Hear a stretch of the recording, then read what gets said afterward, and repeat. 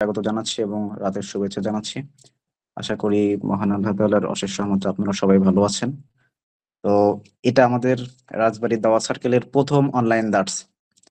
তো সেই হিসাবে আমাদের আজকে পার্টিসিপেন্ট সংখ্যা ঠিক কত হবে এই বিষয়ে আমরা অবগত নই। তো অলরেডি প্রায় ৩০ জন মতো জয়েন করেছেন। আশা করি আমাদের সংখ্যাটা আরো বাড়বে আস্তে আস্তে। তো আমরা আমাদের আনুষ্ঠানিক কার্যক্রম শুরু করতে চাচ্ছি, যেহেতু আমাদের ওস্তাদ যারা আছেন সবারই ব্যস্ততা আছে। ইভেন আমাদের দুজন ওস্তাদ কথা বলবেন, একটু একটু তো সময় লাগবেই। তো আমরা কোরআন থেকে তেলাওয়াতের মাধ্যমে আমাদের অনুষ্ঠান শুরু করতে চাচ্ছি, আমাদের কার্যক্রম। তো কোরআন থেকে তেলাওয়াত করবেন মেহরাব। মেহরাব আছেন? জি। জি, কোরআন থেকে তেলাওয়াত করুন। আসসালামু আলাইকুম ওয়া রাহমাতুল্লাহ। أعوذ بالله من الشيطان الرجيم. بسم الله الرحمن الرحيم. كلا بل لا تكرمون اليتيم ولا تحاضون على طعام المسكين وتأكلون التراث أكلا لما وتحبون المال حبا جما كلا إذا دكت الأرض دكا دكا وجاء ربك والملك صفا صفا وجيء يومئذ بجهنم يومئذ يتذكر الإنسان وأن له الذكرى يقول يا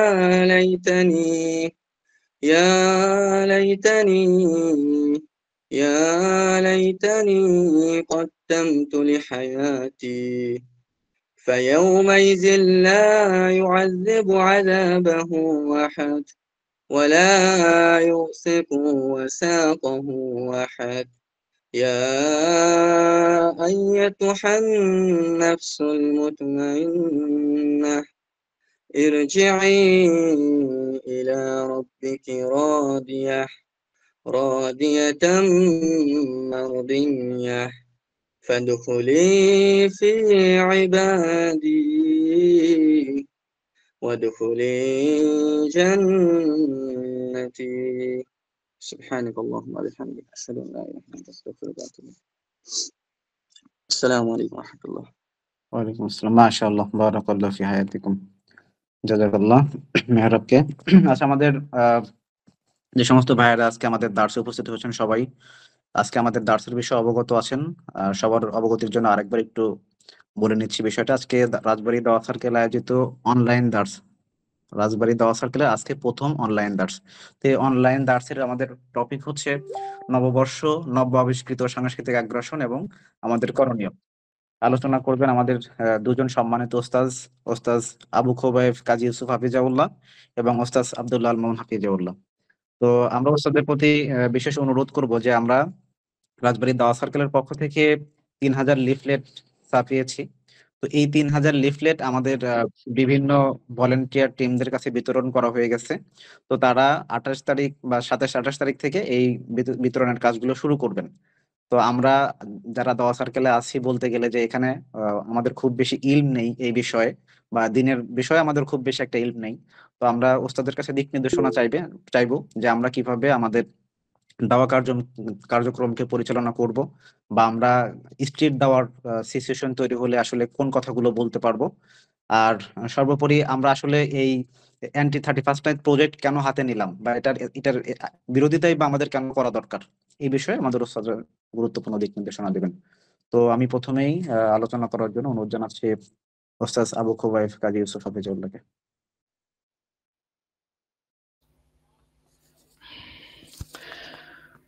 السلام عليكم ورحمة الله. إن الحمد لله نحمده ونستعينه ونستغفره ونعوذ بالله من شرور أنفسنا ومن سيئات أعمالنا من يهده الله فلا مضل له ومن يضلل فلا هادي له وأشهد أن لا إله إلا الله وحده لا شريك له وأشهد أن محمدا عبده ورسوله أما بعد أعوذ بالله من الشيطان الرجيم كنتم خير أمة أخرجت للناس لتأمرون بالمعروف كنتم خير أمة أخرجت للناس تأمرون بالمعروف وتنهون عن المنكر وتؤمنون بالله। মুহতারাম ভাইরা, আজকে আমরা একটা গুরুত্বপূর্ণ বিষয় নিয়ে আমরা আলোচনার জন্য বসেছি, নিজেদের মধ্যে মুজাকারার জন্য, আলোচনার জন্য। আল্লাহ তাআলা যেন আমাদেরকে এই আলোচনা থেকে উপকৃত করেন, প্রথমত আমাকে এবং সবাইকে যেন আল্লাহ তাআলা এই আলোচনা থেকে উপকৃত। তো এই দোয়া করে শুরু করছি। আমাদের আজকের আলোচনা বিষয় ছিল নব্য আবিষ্কৃত সাংস্কৃতিক আগ্রাসন এবং আমাদের করণীয়। যেহেতু আমরা নিজেরাই, তারপরেও আমরা একটু শিরোনামটা নিয়ে অল্প একটু কথা বলছি, যদি অতটা প্রয়োজনীয় না তারপরে একটু বলি। নব্য আবিষ্কৃত, আমাদের এখানে নব্য সাংস্কৃতিক আগ্রাসন বলা যেতে পারে, কিন্তু আবিষ্কৃত কথাটা আমরা বিদআতের ক্ষেত্রে ব্যবহার করব। বিদআত আবিষ্কৃত হলে সেটা দিন সংক্রান্ত বিষয়, আবিষ্কৃত হলে সেটা ক্ষতিকর। এই ছাড়া অন্য কোনো কিছু যেটা দিন না সেটা আবিষ্কৃত হলে ক্ষতিকর না। সাংস্কৃতিক আগ্রাসন ক্ষতিকর অন্য দিক থেকে, এটা আবিষ্কৃত হওয়ার কারণে না। ঠিক আছে, সমস্যা নেই। ঠিক আছে, তাহলে নব্য সাংস্কৃতিক আগ্রাসন এবং আমাদের করণীয়, এই বিষয়টা নিয়ে আমাদের মূলত আলোচনার বিষয়। সাংস্কৃতিক আগ্রাসন কি, এটা আমরা একটু প্রথমে বুঝে নেই যে সাংস্কৃতিক আগ্রাসন অথবা কালচারাল অ্যাগ্রেশন অথবা কালচারাল ইম্পেরিয়ালিজম অথবা কালচারাল ওয়ার, এই যে টার্মগুলো ব্যবহার করা হয়, এই জিনিসটা আসলে কি। যে দুইটা সংস্কৃতির লড়াই কি, এই জিনিসটা আমরা একটু খোঁজ নিলে হয়তো জানতে পারবো। এটা একটা রূপক অর্থের একটা যুদ্ধ, দুইটা সংস্কৃতির লড়াই হচ্ছে এখানটাতে। দুইটা সংস্কৃতির কিভাবে লড়াই হচ্ছে, দেখা যাচ্ছে যে ডমিনেন্ট মানে ক্ষমতাসীন যে সংস্কৃতিটা আছে, সেটা ক্ষমতাসীনটা সেই সংখ্যায় কম হতে পারে, বেশি হতে পারে। যার হাতে ক্ষমতা, সে অন্য সংস্কৃতিকে ধীরে ধীরে নিঃশেষ করে দেওয়ার চেষ্টা করে, জোরপূর্বক নিয়ন্ত্রণ করার চেষ্টা করে, অথবা কোনো একটা কালচারকে ধ্বংস করে দেওয়ার চেষ্টা করে। হ্যাঁ, অথবা আমরা এইভাবে বলতে পারি যে যেই সংস্কৃতিটা যার হাতে ক্ষমতা, মানে ক্ষমতাসীন যে সংস্কৃতি, মানে ক্ষমতায় যে সংস্কৃতিটার হাতে পক্ষে ক্ষমতা, সোজা কথায় এই সংস্কৃতিটা জোরপূর্বক এর মূল্যবোধ, এর বিশ্বাস এবং এর আচার প্র্যাকটিসগুলোকে অন্যদের উপর, বিশেষত সংখ্যালঘুদের উপর জোর করে চাপিয়ে দেয়। এইটা আর কি সাংস্কৃতিক আগ্রাসন বলতে কি বোঝায়, এরকম একটা সংজ্ঞা দেয়া হয়। আসলে তো আমরা দেখতে পাই যে মুসলিম যতই সংখ্যাগরিষ্ঠ হোক, মুসলিম সবসময় এই ক্ষেত্রে সংখ্যালঘুর জায়গায় পড়ে এবং তার সাথে সংখ্যালঘু হিসাবেই ট্রিট করা হয়।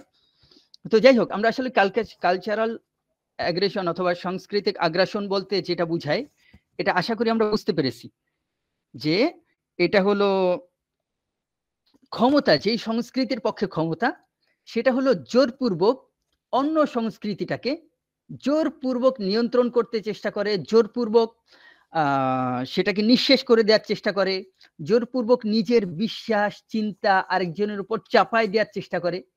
এইটা হলো বলা হয় যে সাংস্কৃতিক আগ্রাসন। এটা স্বীকৃত যে বিষয়ে যে কোনো জায়গায় যারা ক্ষমতাসীন থাকে তারা এই ক্ষমতাটা প্রয়োগ করে, এটাই সাংস্কৃতিক যুদ্ধ।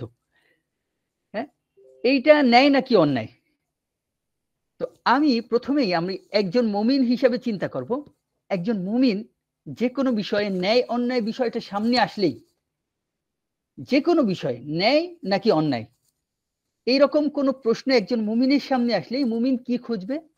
মুমিন খুঁজবে, আমি যেহেতু ঈমান এনেছি, আমার একজন অভিভাবক আছে, ন্যায় অন্যায়ের ব্যাপারে গাইড করার একজন হাকিম, যিনি হিকমাহওয়ালা, যিনি খবির, যিনি সবকিছুর ব্যাপারে ভালোভাবে জানেন, এইরকম একজন হাকিম আমার রব আছেন। একজন মুমিনের সামনে যখনই ন্যায় অন্যায় প্রশ্ন আসবে, সে চোখ নিশ্চিন্তভাবে সে খুঁজে নেবে আমার রবের পক্ষ থেকে এখানে কোন নির্দেশনা আছে কিনা। তো একজন মুমিন যেহেতু সে অভিভাবকহীন না, আর আল্লাহ তাআলা ওয়াহি পাঠাইছেন এই জন্য যে যে জায়গাগুলোতে মানুষের সঠিক সিদ্ধান্তে আসা দরকার, ওয়াহি এসেছে সঠিক সিদ্ধান্তে সঠিকটাকে চিনায় দেওয়ার জন্য। এটা অন্ধবিশ্বাস না ভাই। দুনিয়ার যে কোনো মানুষ সে যতই নিজেকে অবিশ্বাসী বলে দাবি করুক, যতই আমি কোনো কিছুতে বিলিভ করি না, আমি লজিক ছাড়া অন্য কিছু বুঝি না, এই ধরনের বলি যত মানুষ আওড়াক না কেন, তার কাছে অথেন্টিক সোর্স বলে একটা জিনিস তার মাথায় থাকে যে কোনো ব্যাপারে। সে কাউকে না কাউকে ট্রাস্ট করেই যে কোনো ব্যাপারে। সে ডাক্তারের কাছে গিয়ে ডাক্তারকে তার শরীরে অস্ত্রোপচার করতে মানে দিতে সে রাজি হয়ে যায়। কেন?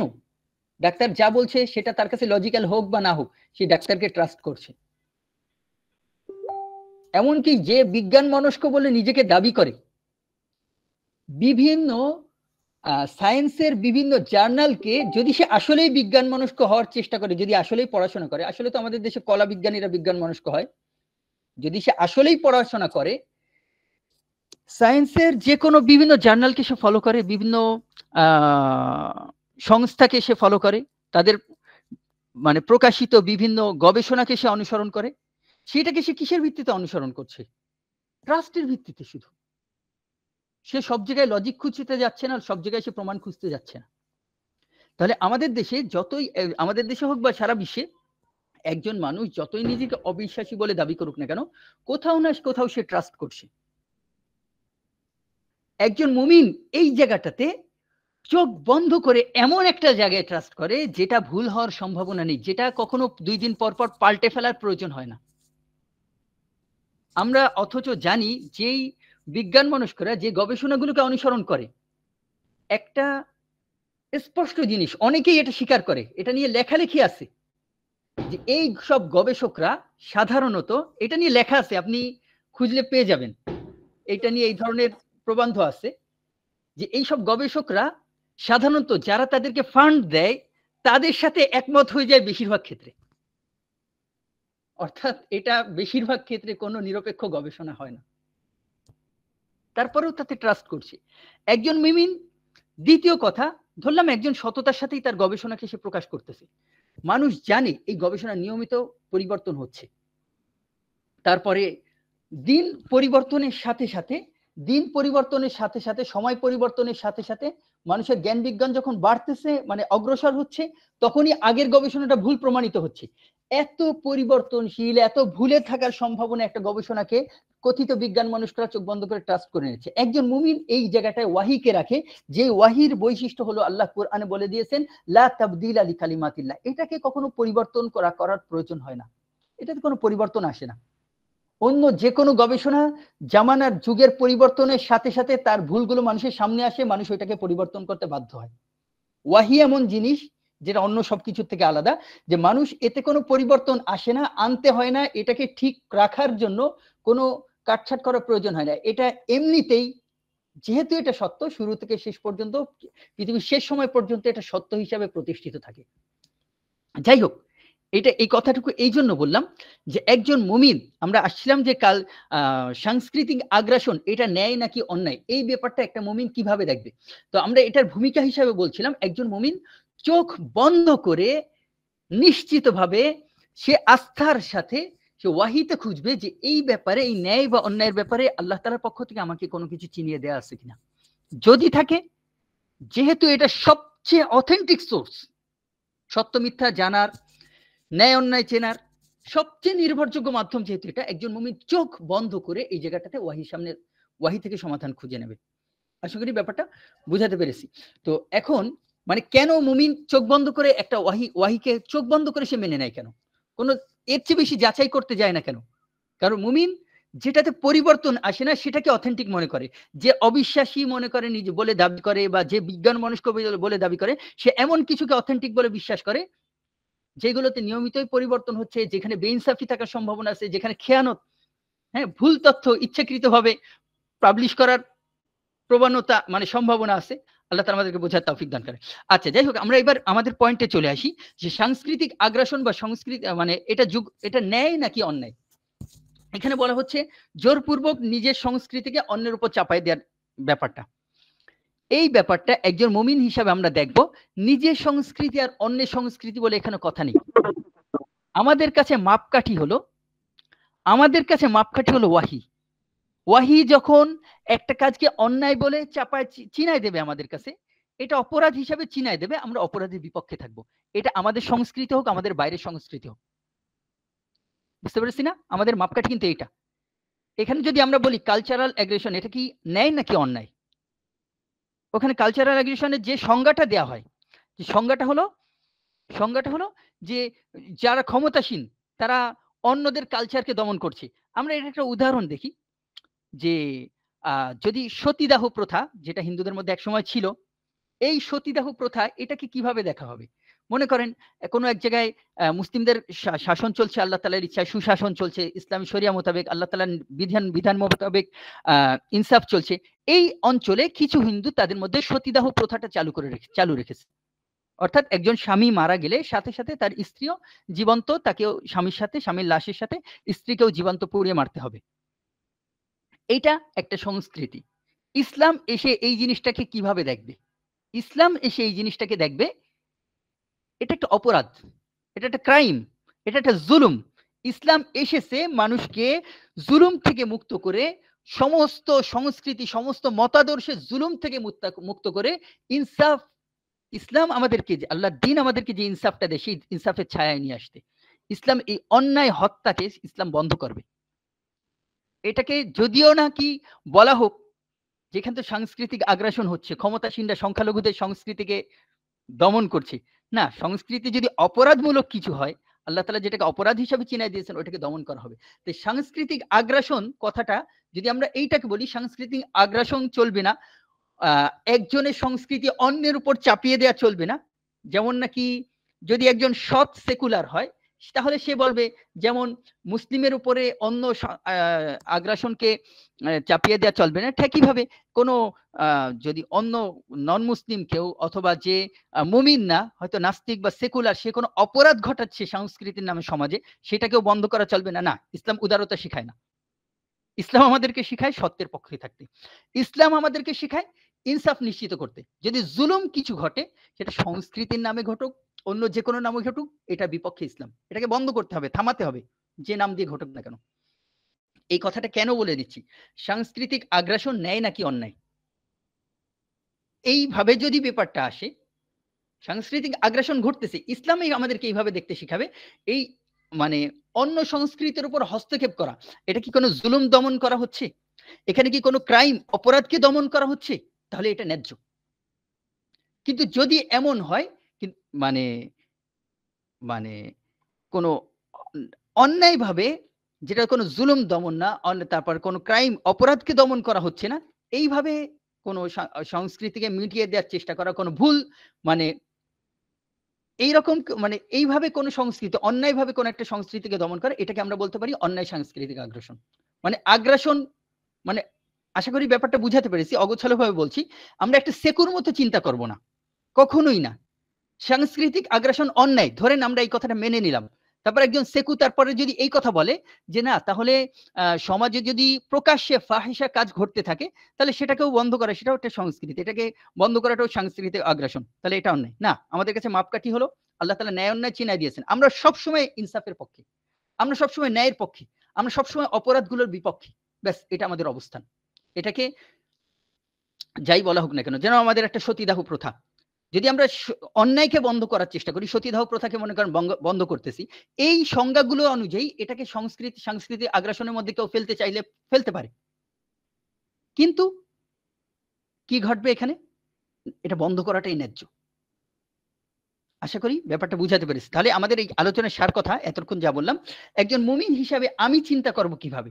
একজন মুমিন হিসাবে আমি চিন্তা করব, আল্লাহ তাআলা আমাকে সত্য মিথ্যা, ন্যায় অন্যায় চিনাই দিয়েছেন। আমি সবসময় ন্যায়ের পক্ষে। আমি সবসময় সত্যের পক্ষে, আমি সবসময় ইনসাফের পক্ষে।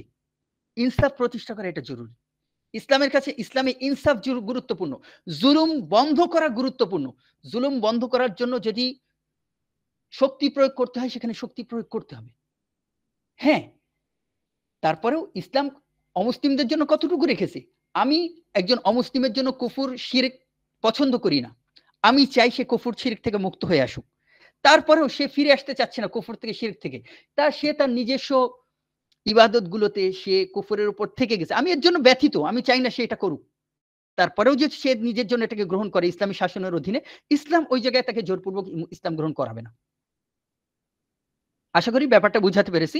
তাহলে সাংস্কৃতিক আগ্রাসনের ব্যাপারে আমাদের দৃষ্টিভঙ্গি হবে, আমরা সংখ্যালঘু, ক্ষমতাসীন আর সংখ্যাগুরু মানে সংখ্যাগরিষ্ঠ কারা, কার আগ্রাসন কার উপর চলবে, মানে কার সংস্কৃতি কার উপর চলবে, কার সংস্কৃতি কার উপর চলবে না, সংখ্যালঘুকে সংখ্যাগরিষ্ঠকে, এইভাবে আমি হিসাব না করে আমি হিসাব করব আমার সবসময় ইনসাফের পক্ষে থাকতে হবে, আমার সবসময় জুলুমের বিপক্ষে থাকতে হবে, আমার সবসময় অপরাধের বিপক্ষে থাকতে হবে। ব্যাস, এটা হলো আমি একজন মুমিন হিসাবে আমার করণীয়।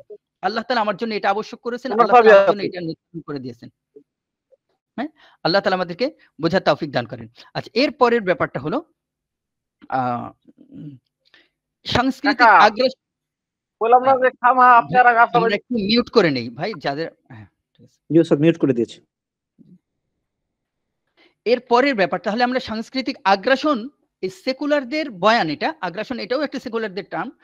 সাংস্কৃতিক আগ্রাসন বলতে যেটা বুঝায়, সেখানে আমাদের ব্যাপারটা আপেক্ষিক, যে আমরা সাংস্কৃতিক আগ্রাসন নিষিদ্ধ, কিন্তু কখনো যদি ভুল সংস্কৃতি, জুলুমের সংস্কৃতি থাকে, আমরা আমাদের বড় কথা হলো আমরা সত্যের পক্ষে থাকবো, আমরা ইনসাফের পক্ষে থাকবো, আমরা আমরণ একজন মুমিন, আমি জুলুমের বিপক্ষে। এখানে যদি কোনো সংস্কৃতিকে দমন করতে হয় সেখানে করতে হবে।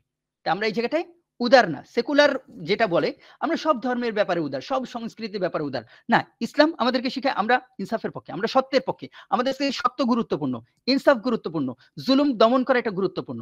সেই জন্য আমরা কখনোই মানে সেকুলারদের মতো সাংস্কৃতিক আগ্রাসনের ব্যাপারে হোক, সংস্কৃতির ব্যাপারে হোক, ধর্মের ব্যাপারে হোক, কখনোই আমরা উদার অবস্থানে যেতে পারি না, কখনোই না।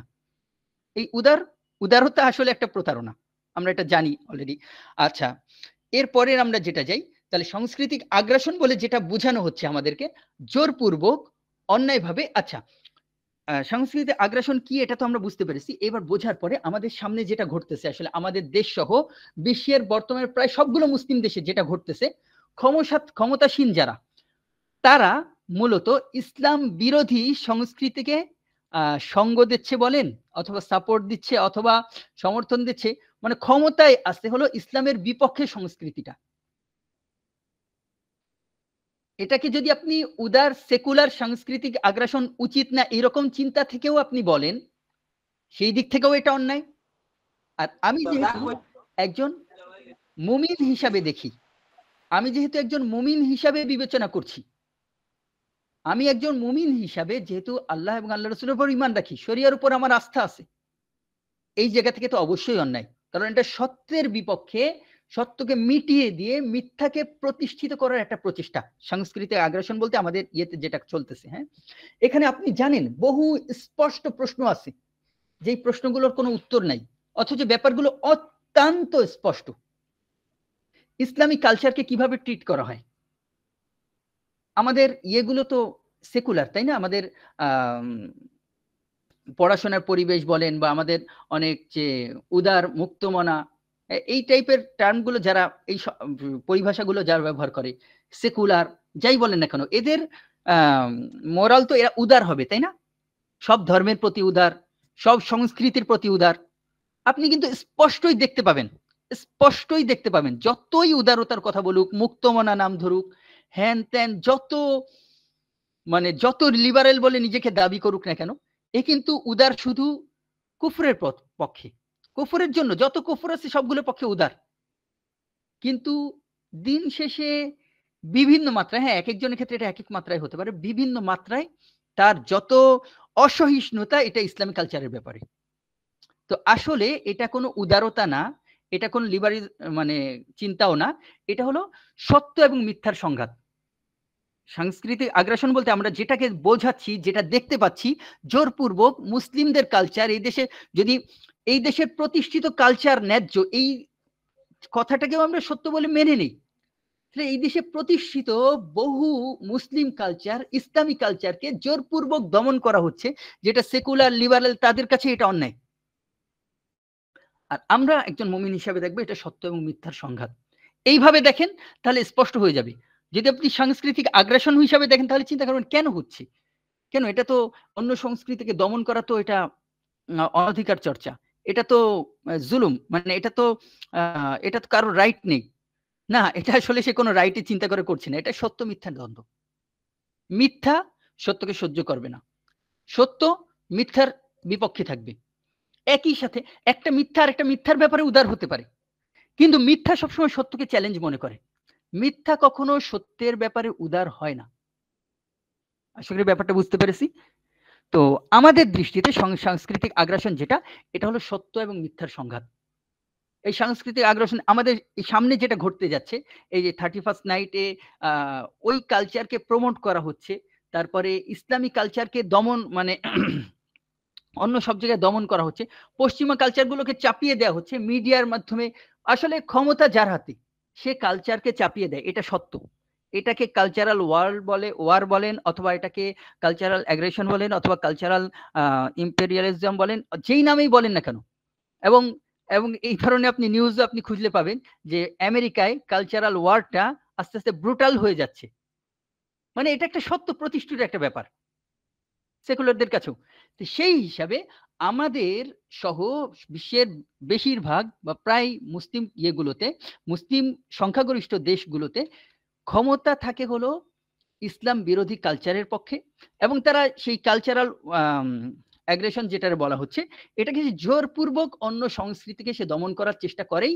সেই হিসাবে বলতে গেলে বিভিন্ন মাত্রায়, সব জায়গার পরিস্থিতি এক না, বিভিন্ন মাত্রায় ইসলামী কালচারকে, ইসলামকেই যেহেতু চ্যালেঞ্জ হিসাবে দেখে, সত্য আর মিথ্যার দ্বন্দ্বে মিথ্যা সবসময় সত্যকেই চ্যালেঞ্জ হিসাবে দেখে। সবগুলো মিথ্যা একজোট হতে পারে সত্যের বিপক্ষে, কারণ সত্যটা মিথ্যার জন্য চ্যালেঞ্জ, একটা মিথ্যা আরেকটা মিথ্যার জন্য অত বড় চ্যালেঞ্জ না। তো সেই জন্য এটা আসলে হক আর বাতিলের লড়াই, এটা হলো সত্য এবং মিথ্যার সংঘাত, এটা হলো ইনসাফ এবং জুলুমের সংঘাত। তো এখানে উদার হওয়ারও সুযোগ নেই, যেমন না ইনসাফও চলুক, জুলুমও চলুক, সত্যও চলুক, মিথ্যাও চলুক, না, সত্য চলবে, মিথ্যা মিটে যাবে। আচ্ছা, এরপরে আশা করি ব্যাপারটা আমরা বুঝতে পেরেছি। আমাদের সামনে যে সাংস্কৃতিক আগ্রাসন বলে যা চলতেছে, মিডিয়া যেগুলোকে প্রমোট করতেছে আমাদের দেশের সংস্কৃতি হিসাবে, সেটা যতই ইন্ডিয়া থেকে আমদানি করা হোক, যতই সেটা আমেরিকা থেকে আমদানি করা হোক, ইউরোপ থেকে আমদানি করা হোক, সেটাকে দেশীয় সংস্কৃতি হিসাবে প্রমোট করা হচ্ছে। এটা জানেন, এটা এখানে কোনো লজিক কাজ করে না, এটা একটা যুদ্ধ, এটাকে শক্তি প্রয়োগ করে এটাকে প্রতিষ্ঠিত করতে হবে। আর ইসলামিক কালচার যতই আমাদের দেশে শত বছর এমনকি হাজার বছর ধরে চলে আসা হোক না কেন, এটা দমন করা, এটা সত্য মিথ্যার লড়াই।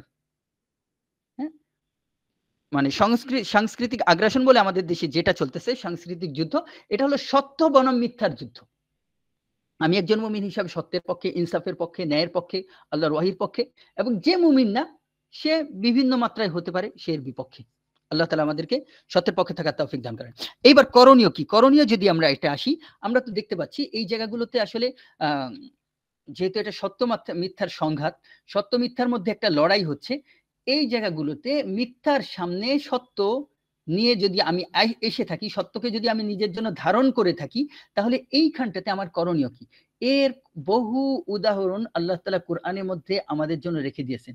কোরআনে অনেকগুলো নবী রাসূলের ঘটনা উল্লেখ করা আছে। নবী রাসূল তো অনেক এসেছিলেন, প্রত্যেকটা জনপদেই আল্লাহ তাআলা সতর্ককারী পাঠাইছিলেন, সরাসরি নবী পাঠিয়ে হোক অথবা নবীর কোনো প্রতিনিধি পাঠিয়ে হোক, প্রত্যেকটা জনপদেই আল্লাহ তাআলা পাঠিয়েছেন।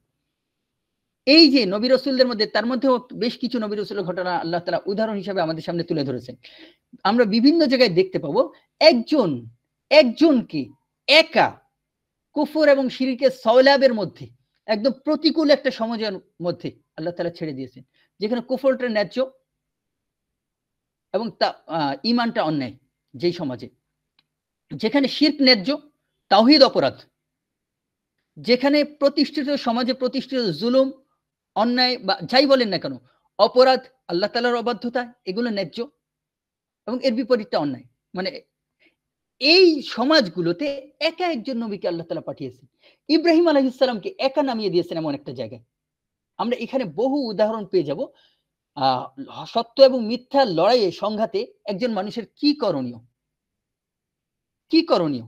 যতই আপনি চিন্তা করতে পারেন যে আপনি ভাবতে পারেন যে সাংস্কৃতিক জমিদার যাদেরকে বলা হচ্ছে, এই যে সাংস্কৃতিক জমিদার এরা শক্তিশালী, কতটা শক্তিশালী? আল্লাহ তাআলা একা পাঠিয়ে দিয়েছেন। একা ইব্রাহিম আলাইহিস সালামকে আল্লাহ তাআলা কুফর এবং শিরকের সমাজের মধ্যে পাঠিয়ে দিয়েছেন। একা মুসা আলাইহিস সালামকে পাঠিয়ে দিয়েছেন। এগুলো কেন পাঠিয়েছেন? এই উদাহরণগুলো আল্লাহ তাআলা আমাদের সামনে কোরআনে উল্লেখ করেছেন। হ্যাঁ, মুসা আলাইহিস সালাম আল্লাহ তাআলার কাছে সাহায্য চেয়েছিলেন, বলছে সাথে আরেকজনকে যেন আল্লাহ তাআলা দিয়ে দেন, তার ভাই হারুনকে যেন সাথে দিয়ে দেন। হ্যাঁ, আল্লাহ তাআলা হারুনকে সাথে দিয়ে দিয়েছেন। কিন্তু যাও, একা গিয়ে একদম বিপরীতমুখী একটা জাহিলিয়াতের একটা সমাজে, যেখানে জাহিলিয়াতের হাতে ক্ষমতা, যেখানে কুফরের পক্ষে শক্তি, সেখানে আল্লাহ তাআলা মুসা আলাইহিস সালামকে এবং হারুন আলাইহিস সালামকে পাঠিয়ে দিয়েছে। তো এটা হলো সত্য মিথ্যার লড়াই।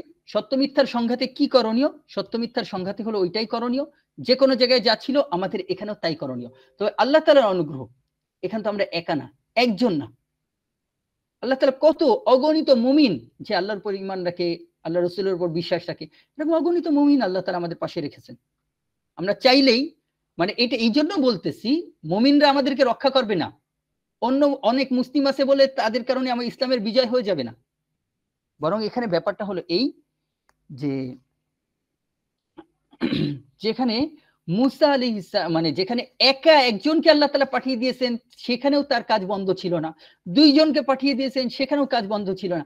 এখানে আমাদের এই অজুহাত দেওয়ার সুযোগ নেই যে আমরা তো সংখ্যালঘু, ক্ষমতাসীন তো জালেমরা। হ্যাঁ, ক্ষমতাসীন বিভিন্ন নবী রাসূলকে যখন আল্লাহ পাঠিয়েছেন ক্ষমতাসীন জালেমরাই ছিল, কাফেররাই ছিল, দাম্ভিকরা ছিল। আল্লাহ তাআলা আমাদেরকে বোঝার তৌফিক দান করেন। তাহলে এই সত্য মিথ্যার সংঘাতে আমাদের করণীয় কি? আমরা এটা দুইটা ভাগে আমাদের আলোচনায় সংক্ষেপ করে ফেলছি। আল্লাহ তাআলার পক্ষ থেকে আমাদের ক্ষেত্রে নির্দেশ, যে কোনো জায়গায় সত্য এবং মিথ্যার সংঘাত। এখানে আমরা প্রথমত বলবো, আল্লাহ তাআলা আমাদেরকে যেটা করণীয় দিয়েছেন সেটা হলো আমর বিল মারুফ নাহি আনিল মুনকার। সৎ কাজের আদেশ, ভালো কাজের আদেশ, অসৎ কাজ হতে নিষেধ। এবং আমর বিল মারুফ নাহি আনিল মুনকারের বিভিন্ন পর্যায় আছে। একটা পর্যায় হলো দাওয়া। যখন আমার হাতে আল্লাহ তাআলা কর্তৃত্ব দেবেন, ক্ষমতা দেবেন, এবং যতটুক জায়গায় আল্লাহ তাআলা আমাকে কর্তৃত্ব দিয়েছেন সেখানে শুধু বোঝানো না, দাওয়াহ না, সেখানে আমি আমার সাধ্য মতো সেটাকে প্রতিহত করার চেষ্টা করব। এবং যেখানে আমার কর্তৃত্ব নেই, এই মুহূর্তে আমার বাধা দেওয়ার সুযোগ নেই, সেখানে আমার মুখ আছে, আমি দাওয়াহ দিতে পারি, আমি বলতে পারি, বলে বন্ধ করার চেষ্টা করতে পারি। কিন্তু আমর বিল মারুফ নাহি আনিল মুনকার আমার করতেই হবে। এবং এই উম্মতের বৈশিষ্ট্য এটা হবে। আমর বিল মারুফ শক্তি প্রয়োগ করে হতে পারে, মুখে হতে পারে, এবং কোনোভাবে না হলে আমার অন্তর থেকে অন্তত এর সপক্ষে আমার কোনো সমর্থন নেই, এটা হতে পারে। আচ্ছা, এই প্রসঙ্গে আমর বিল মারুফ নাহি আনিল মুনকার প্রসঙ্গে আমরা কোরআন থেকে দুই একটা আয়াত পড়ছি। আমরা প্রথমত সূরা আলে ইমরানের 110 নম্বর আয়াত, যেটা আমাদের অত্যন্ত পরিচিত আয়াত অনেকের। আল্লাহ তাআলা বলছেন, আউযু বিল্লাহি মিনাশ শাইতানির রাজিম, কুনতুম খায়রা উম্মাতিন উখরিজাত লিন-নাস, তোমরা হলে সেরা উম্মত। এই রাসূলুল্লাহ সাল্লাল্লাহু আলাইহি ওয়াসাল্লামের উম্মাহকে আল্লাহ তাআলা উদ্দেশ্য করে বলছেন, অর্থাৎ আমাদেরকে উদ্দেশ্য করে বলছেন, তোমরা হলে শ্রেষ্ঠ উম্মাহ, উখরিজাত লিন-নাস। এই উম্মাহকে আল্লাহ তাআলা মানব জাতির, পুরো মানব জাতির জন্য বের করেছেন, পুরো মানব জাতির কল্যাণের জন্য। তা'মুরুনা বিল মা'রুফ। আচ্ছা, কিভাবে অন্য জাতির থেকে এই উম্মতের শ্রেষ্ঠতার বিভিন্ন দিক আছে। এই উম্মাহকে আল্লাহ তাআলা পুরো বিশ্বের জন্য পুরো মানব জাতির জন্য পাঠিয়েছেন। আর ইতিপূর্বে অন্য নবী রাসূলকে এবং তার উম্মাদেরকে কোন নির্দিষ্ট জনগোষ্ঠীকে উদ্দেশ্য করে আল্লাহ তাআলা পাঠাতেন। এই উম্মাহ হলো গ্লোবাল।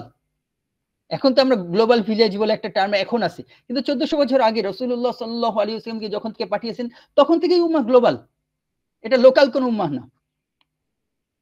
আচ্ছা, যাই হোক, আল্লাহ তাআলা বলছেন, তা'মুরুনা বিল মা'রুফ ওয়া তানহাউনা আনিল মুনকার, তোমরা ভালো কাজের আদেশ করবে, সৎ কাজের আদেশ করবে, ও তানহাউনা আনিল মুনকার, অসৎ কাজ হতে নিষেধ করবে। নিষেধ করা, আদেশ করা এবং নিষেধ করার বিভিন্ন পর্যায় আছে। কোন জায়গায় হতে পারে শক্তি প্রয়োগ করে আদেশ নিষেধ, কোন জায়গায় হতে পারে নাসিহা। আচ্ছা, ওয়া তু'মিনুনা বিল্লাহ, এবং আল্লাহর প্রতি ঈমান রাখবে। এটা হলো সূরা আলে ইমরানের 110 নম্বর আয়াত। তো আল্লাহ তাআলা এখানে আমাদেরকে শ্রেষ্ঠ উম্মত বানিয়েছেন, সেটাও আল্লাহ তাআলা বলে দিলেন, এবং শ্রেষ্ঠ উম্মত হিসেবে আমাদের করণীয় কি সেটাও আল্লাহ তাআলা বলে দিলেন। আর এই আমর বিল মারুফ এবং নাহি আনিল মুনকার এর যদি বন্ধ করে দেই, এর শাস্তি হিসাবে আল্লাহ তাআলা রাসূল সাল্লাল্লাহু আলাইহি ওয়াসাল্লাম বলছেন, ওয়াল্লাযী, এটা আমরা সুনানুত তিরমিজির মানে 2169 নম্বর হাদিস আমরা পড়ছি, যেটা হাসান পর্যায়ের হাদিস। ইমাম তিরমিজি বলেছেন, রাসূলুল্লাহ সাল্লাল্লাহু আলাইহি ওয়াসাল্লাম বলেছেন, ওয়াল্লাযী নাফসি বিয়াদিহি লা তা'মুরুনা বিল মারুফ ওয়া লা তানহাউনা আনিল মুনকার। যার হাতে আমার প্রাণ তার শপথ, মানে আল্লাহ তাআলার শপথ, রাসূলুল্লাহ সাল্লাল্লাহু আলাইহি ওয়াসাল্লাম বলছেন, অবশ্যই তোমরা যেন আমর বিল মারুফ করবে, ভালো কাজের আদেশ করবে, এবং মন্দ কাজ হতে মানুষকে নিষেধ করবে। ওয়া তুমিনু আচ্ছা ওয়া তানহাউনা আনিল মুনকার আও লা ইউশিকান্নাল্লাহু আন ইয়াবআসা আলাইকুম ইকাবাম মিনহু ফাতাদউনাহু ফালা ইস্তাজিবু লাকুম। অথবা আল্লাহ তাআলা তোমাদের উপর কিন্তু শাস্তি পাঠাবেন, এবং শাস্তি পাঠানোর পরে তোমরা আল্লাহ তাআলাকে ডাকতে থাকবা, তার কাছে দোয়া করতে থাকবা, কিন্তু তোমাদের দোয়া কবুল হবে না। তাহলে দোয়া কবুল না হওয়ার যে একটা শাস্তি, এই শাস্তিটা আল্লাহ তাআলা এমনিতে শাস্তি পাঠাবেন, এবং বিপদে পড়লে দোয়া করলে আল্লাহ তাআলা আমাদের দোয়া শুনবেন না। এই শাস্তি আল্লাহ তাআলা কিসের বিনিময়ে আল্লাহ তাআলা দেবেন? কোন অপরাধের কারণে? আমর বিল মারুফ নাহি আনিল মুনকার ত্যাগ করলে। আমাকে আল্লাহ তাআলা যতটুকু জায়গায় কর্তৃত্ব দিয়েছেন, যতটুকু জায়গায় সুযোগ দিয়েছেন, এটা আমার করণীয়। যদি এটা ছেড়ে দেই, এর ব্যাপারে আল্লাহ তাআলা, এর জন্য আল্লাহ তাআলার পক্ষ থেকে শাস্তি আছে। আমি হয়তো দেখবো যে শাস্তিটা আমি ভোগ করতেছি, পুরো জাতি ধরে শাস্তি ভোগ করতেছি, কিন্তু বুঝতে হবে কেন শাস্তি ভোগ করতেছি, কিসের শাস্তি ভোগ করতেছি। আমি কি আমর বিল মারুফ নাহি আনিল মুনকারকে ছেড়ে দিয়েছি কিনা? আমি দোয়া করতেছি আল্লাহ তাআলার কাছে, আল্লাহ আপনি আমাদেরকে মুক্তি দান করেন, আপনি আমাদেরকে উদ্ধার করেন, কিন্তু খুঁজে দেখতে হবে, হয়তো আমি দেখতেছি আমার দোয়া কবুল হচ্ছে না। কেন দোয়া কবুল হচ্ছে না? খুঁজে দেখা দরকার। কি অপরাধ? আমি কি এই অপরাধে জড়ায় পড়েছি কিনা, যে আমি আমর বিল মারুফ করছি না, নাহি আনিল মুনকার করছি না। আমার সামনে কোনো অপরাধ ঘটলে সেই অপরাধের বন্ধ করার কোনো চেষ্টা করতেছি না। আমার সামনে আল্লাহ তাআলার আনুগত্য কেউ না করলে আল্লাহর আনুগত্যের দিকে আমি কাউকে ডাকছি না, এইটা আমার সাথে ঘটতেছে কিনা চিন্তা করি, যে আমি কি তাই করতেছি? আমি কি আমর বিল মারুফ নাহি আনিল মুনকার ছেড়ে দিয়েছি?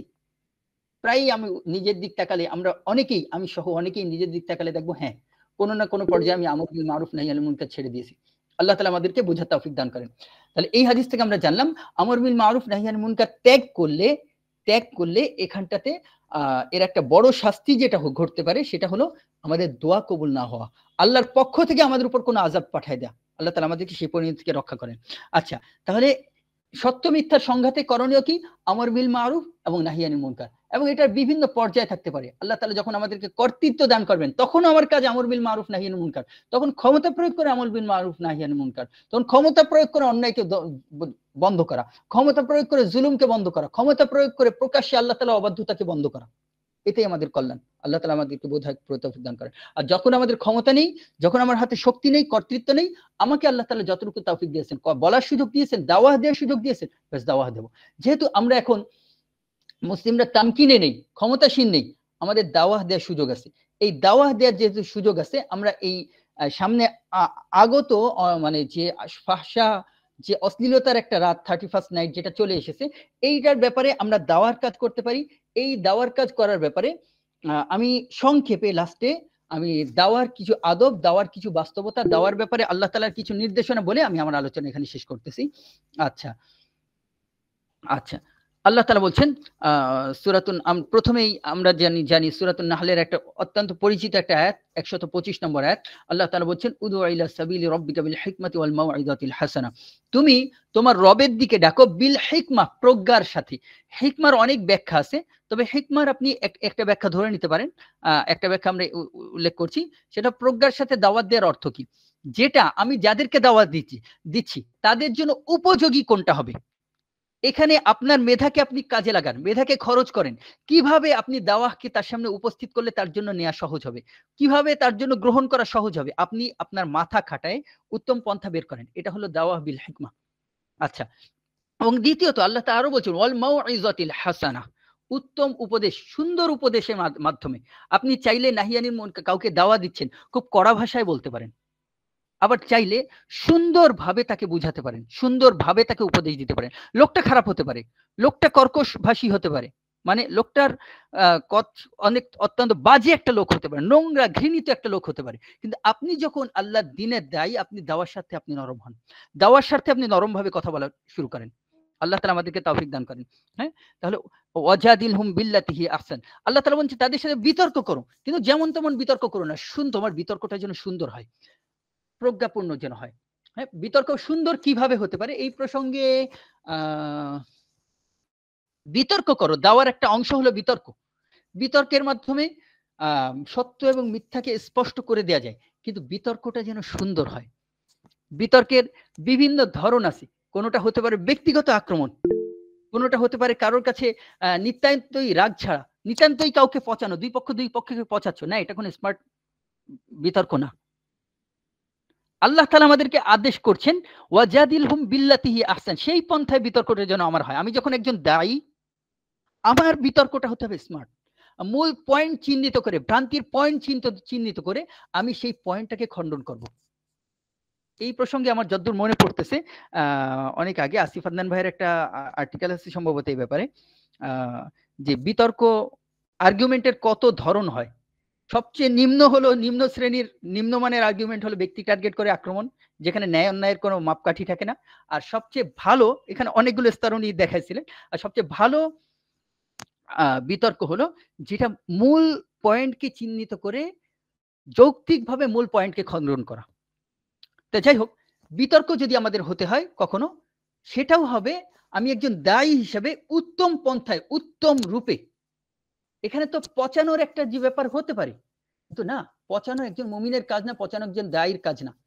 একটা জিনিস আমাকে বলেন তো, একটা জিনিস একটু চিন্তা করেন তো, বাতিলদের যে মাবুদ আছে, বাতিল যারা অন্য ধর্মের যত উপাস্য আছে, নিঃসন্দেহে তারা বাতিল। হিন্দুদের মূর্তি হোক, অন্য গায়রুল্লাহ, আল্লাহ ব্যতীত অন্য যা কিছুর ইবাদত করা হয় দুনিয়ায়, এরা কতটুকু সম্মানের যোগ্য? নিঃসন্দেহে এরা কোনো সম্মানের যোগ্য না। হ্যাঁ, কিছু মানুষ আছে অনেকে নবীর পূজা করে, নবীর ইবাদত করে, সেই নবীর সাথে এই পূজার কোনো সম্পর্ক নেই, কিন্তু মনে করেন মূর্তি বানাচ্ছে পূজা করার জন্য। এই মূর্তির সাথে মূর্তিকে কতটুকু সম্মানের দেখানো উচিত, কতটুকু সম্মানের যোগ্য একটা মূর্তি? সন্দেহাতীত ভাবে একজন মুমিনের সামনে একটা মূর্তির প্রতি কোনো শ্রদ্ধা থাকতে পারে না। কারণ এবং সে সবসময় আশঙ্কায় থাকবে যে সে আল্লাহর সামনে স্পষ্ট রাখবে, আল্লাহ আপনার সাথে শিরক হচ্ছে, কুফরি কাজ করা হচ্ছে, এর সাথে আমার কোনো সম্পর্ক নেই, আমার কোনো এর প্রতি সহানুভূতি নেই, এর প্রতি আমার কোনো সমর্থন নেই। একটা মুমিনের অবস্থান এরকম থাকবে। তা সত্ত্বেও আল্লাহ তাআলা একজন মুমিনকে মানে আল্লাহ তাআলা নিষেধ করছেন যে তাদের বাতিল মাবুদদেরকে তোমরা গালি দিও না। কেনই নিষেধ?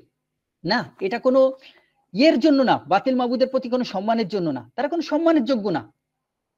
এটা এই জন্য যেন তাদের ভ্রান্তি খণ্ডনের পরিবর্তে একটা নিম্নমানের বিতর্ক তৈরি না হয়, যে আমরা হিন্দুদের প্রতিমাকে পচাচ্ছি, তারা আল্লাহ তাআলাকে পচাচ্ছে, এইরকম একটা নোংরা আর্গুমেন্ট যেন চালু না হয়, সেজন্য আল্লাহ তাআলা নিষেধ করেছেন।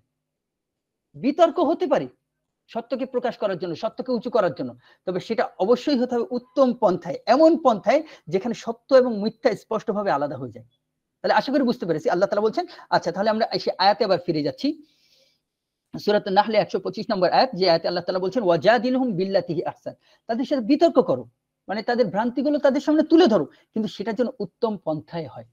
ইন্না রাব্বাকা হুয়া আ'লামু বিমান দাল্লা আন সাবিলিহি ওয়া হুয়া আ'লামু বিল মুহতাদিন, নিশ্চয়ই আপনার রব জানেন যে কে তার পথ থেকে বিচ্যুত হয়েছে এবং কে সঠিক পথপ্রাপ্ত। একই ধরনের আয়াত আল্লাহ তাআলা যে সূরাতুন নাহলের 125 নম্বর আয়াতটাই আমরা পড়লাম। যাই হোক, এরপরে আমরা আরেকটা আয়াত আমরা দেখতেছি, যে সূরাতুল ফুসসিলাত বা সূরা ফুসসিলাত বা সূরা হামিম আস-সাজদা, এই সূরার আরেক নাম। এতে কয়েকটা আয়াত 33 থেকে আমি পড়ছি। ওয়ামান আহসানু কাওলাম মিম্মান দাআ ইলাল্লাহি ওয়া আমিলা সালিহান ওয়া ক্বালা ইন্নানি মিনাল মুসলিমিন। এখানে আল্লাহ তাআলা দাওয়ার আরেকটা আদব আল্লাহ তাআলা এখানে আমাদেরকে শিখাই দিচ্ছেন। সেটা হলো যে তার চেয়ে কার কথা উত্তম হতে পারে, যে আল্লাহ তাআলার দিকে ডাকে এবং ভালো কাজ করে এবং বলে আমি মুসলিমদের দলভুক্ত। ওয়ালা তাস্তাবিল হাসানাতু ওয়াস সাইয়্যা, মন্দ এবং ভালো, ভালো এবং মন্দ সমান হতে পারে না। ইদফা বিল্লাতি হিয়া আহসান, তুমি মন্দকে এমন জিনিসের, মন্দের বিপরীতে এমন কিছু করো, মন্দকে এমন কিছু দ্বারা শোধ করো যা উত্তম, অর্থাৎ মন্দের বিপরীতে ভালো আচরণ করো। মন্দের বিপরীতে ভালো আচরণ করা একটা দায়ীর বৈশিষ্ট্য, একটা দায়ীর হাতিয়ার, দায়ীর অস্ত্র। এটা আমি জানি, আমি যাকে দাওয়াত দিতে যাচ্ছি হতে পারে অত্যন্ত নিকৃষ্ট, নীচ, আল্লাহর দুশমন হোক, আমি যখন দায়ী, আমার ভাষা হবে নরম, আমার উপদেশ হবে সুন্দর, আমার বিতর্ক হবে স্মার্ট, এবং আমার আচরণটা হবে মন্দের ব্যাপারে বিপরীতে ভালো। এটা কোরআনের শিক্ষা, কোরআনের শেখানো আদব। এবং নিছক পচানোর বিনিময়ে পচানোর যে বিতর্ক, এই ধরনের মানে কোনো ফায়দা ছাড়া বিতর্কে একজন মুমিন জড়াবে না। এটাও কোরআনের শিক্ষা। আল্লাহ তাআলা আমাদেরকে বোঝার তৌফিক দান করেন। আচ্ছা, ইদফা বিল্লাতি হি আহসান, তাহলে ফলাফল কি ঘটবে? ফাইদাল্লাযী বাইনাকা ওয়া বাইনাহু আদাওয়াতুন কাআন্নাহু ওয়ালিয়্যুন হামীম, তাহলে তোমার সাথে যার শত্রুতা আছে সে তোমার বন্ধুতে পরিণত হয়ে যাবে। ভালো আচরণের সামনে মানুষ দুর্বল থাকে। আমি একজন দায়ী হিসাবে যেন আমি ভালো আচরণ করি, আমি একজন দায়ী এই হিসাবে একজন মানুষের আমার কাছে ভালো আচরণ প্রাপ্য। আল্লাহ তাআলা আমাদেরকে বোঝার তৌফিক দান করেন। আচ্ছা, আল্লাহ বলছেন ওমা ইউলাক্কাহা ইল্লাল্লাযীনা সাবারু ওমা ইউলাক্কাহা ইল্লা যু হাযযিন আযীম। আর এই সৌভাগ্য হয় না সবরকারী ব্যতীত অন্য কারোর, এবং এই সৌভাগ্য হয় না অনেক ভাগ্যবান কেউ ছাড়া অন্য কারণ, যে হিকমার সাথে আল্লাহর দিকে দাওয়াত দেবে এবং সে সবর করবে, মন্দের বিপরীতে ভালো আচরণ করবে, এটা সেই পায় যে সবরকারী, এবং এটা সেই পায় যে অনেক ভাগ্যবান। আল্লাহ তাআলা আমাদেরকে সেই ভাগ্যবানদের দলভুক্ত করুন, যেই ভাগ্যবানরা দায়ীর আচরণ নিয়ে মানুষের কাছে দাওয়াত নিয়ে যেতে পারে। আচ্ছা, এখানে একটা আমাদের কিন্তু প্রশ্ন আসতে পারে যে আমাদের যার কাছে আমি এই বার্তাটা পৌঁছেছি সে তো অনেক নিকৃষ্ট, খারাপ, মন্দ, আল্লাহর অবাধ্য, অনেক কিছু হতে পারে, কিন্তু হতে পারে না। কিন্তু আমি যখন দায়ী তখন আমার কাজ দাওয়া, আমি সবচেয়ে সুন্দরভাবে আমার দাওয়াতটাকে প্রেজেন্ট করব। আমি জানি না এই লোকটা আল্লাহর দিন গ্রহণ করবে কি করবে না, মৃত্যুর আগে ফিরে আসবে কিনা, এটা কিন্তু আমার জানা নেই।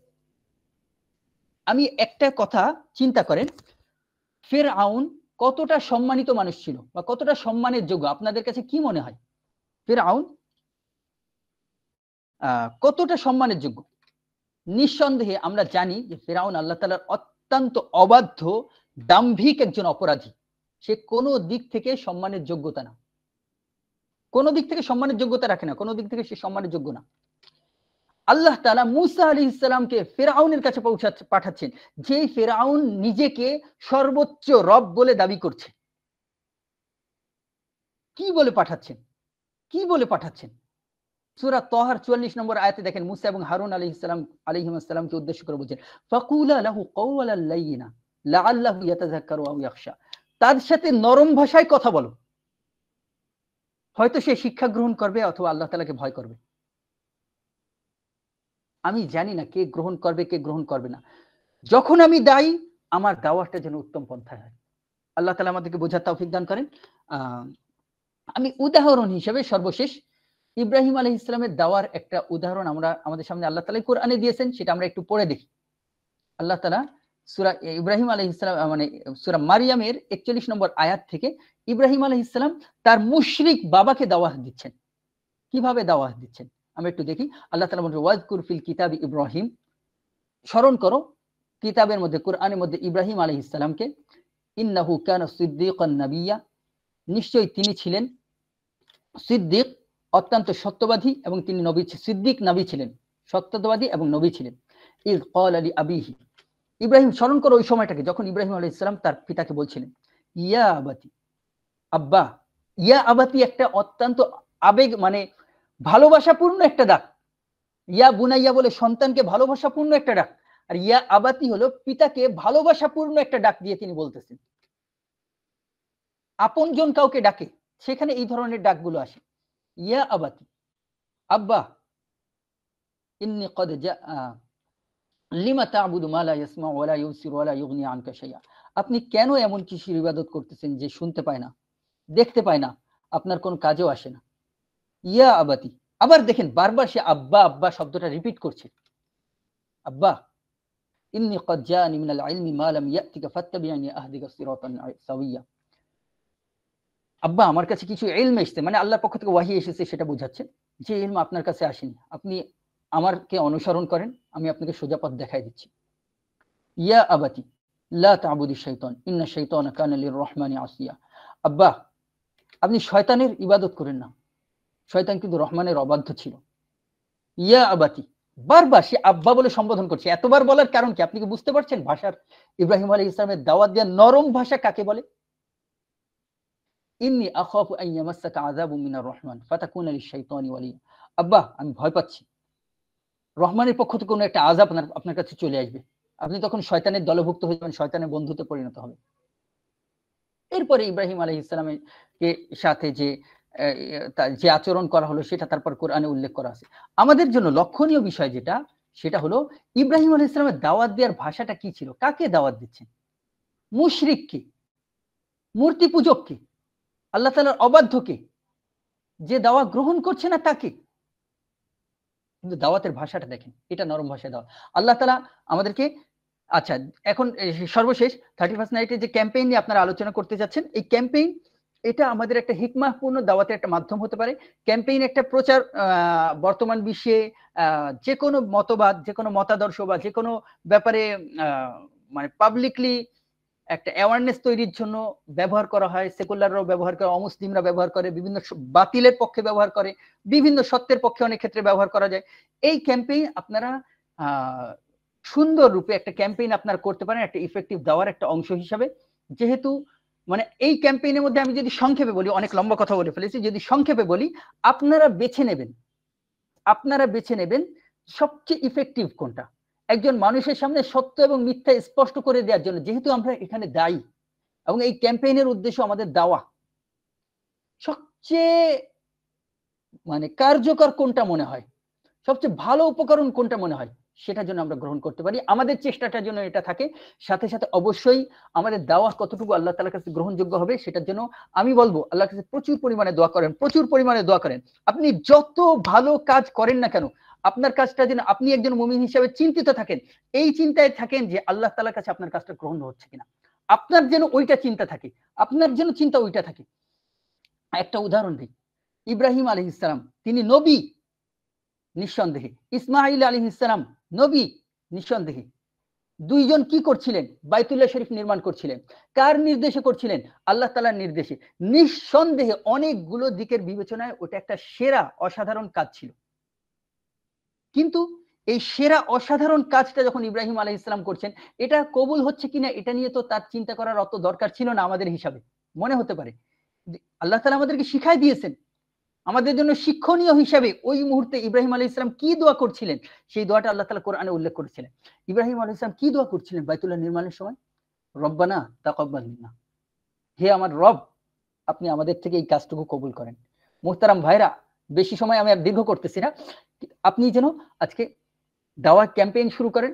আপনার সাধ্য অনুযায়ী সবচেয়ে ভালো উপকরণটা আপনি বেছে নেন, সবচেয়ে সুন্দরভাবে, সবচেয়ে স্মার্ট ওয়েতে আপনি আপনার দাওয়াতটা প্রেজেন্ট করেন, মানে আর এইগুলো আপনার চেষ্টা, এর চেয়ে বেশি যেন থাকে আল্লাহ তাআলার কাছে আমার দাওয়া কতটুকু গ্রহণ হচ্ছে। যদি গ্রহণযোগ্য, আল্লাহর কাছে গ্রহণযোগ্য দাওয়া হয়, খুব ত্রুটিপূর্ণ চেষ্টায় আল্লাহ তাআলা অনেক ফলাফল দিবেন। আপনার দাওয়া যদি গ্রহণযোগ্য আল্লাহ তাআলার কাছে না হয়, মানুষ হেদায়েত পেয়ে গেলেও আপনার তো লাভ নাই, আল্লাহর কাছে আপনার দাওয়া গ্রহণ হয়নি, গৃহীত হয়নি। ইখলাস যাই করেন, যতটুকু করেন, আপনার আল্লাহ তাআলার সন্তুষ্টি ছাড়া অন্য কোনো ফাসেদ উদ্দেশ্য যেন শয়তান আপনার অন্তরে এনে দিতে না পারে। খবরদার, খবরদার। যদি পারে তাহলে শয়তান আপনাকেই পরাজিত করে দিল, আপনি কি করে আরেকজনের জন্য কাজ করবেন? আল্লাহ তাআলা আমাদেরকে তৌফিক দান করেন।